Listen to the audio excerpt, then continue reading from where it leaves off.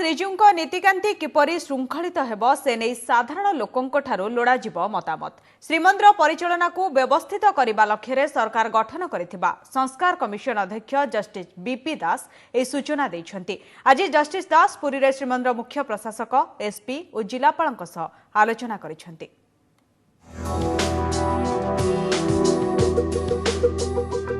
जनसाधारण मतामत अनुसार श्रीमंदिर परिचालना रे संस्कार अणाजिब। आज पुरी रे सूचना देछन्ती श्रीमंदिर संस्कार कमिशन मुख्य जस्टिस बीपी दास। एथिलागी सबु जिलार जिलापालक ऑफिस रे मतामत बॉक्स रखाजिब। व्यक्ति विशेष और अनुष्ठान सत्यपाठ जरिया रे एथिरे निज निजर मतामत दे परिबे। सेहिपरि ईमेल और कमिशन को वेबसाइट रे भी मतामत दे हेबो। केउ केउ विषय रे जनसाधारण निजर मत रखिबे सेने विज्ञप्ति माध्यम रे जणाई दियाजिबो बोली कमिशन को पक्षरु कुहा जायछि।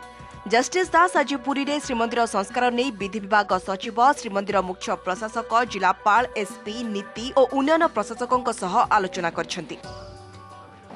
विभिन्न लोक विभिन्न संगठन एवं विभिन्न संस्था जे तांकर मत ए रेफरेंस अनुसार से माने एफिडेविट माध्यम रे से ड्रॉप बॉक्स रे पकई पारिबे। यह सबो प्रत्येक जिलार कलेक्टर का ऑफिस रे रहिबो। श्रीमंदिर संस्कार कमिशन को सेवायत माने स्वागत करछन्ति।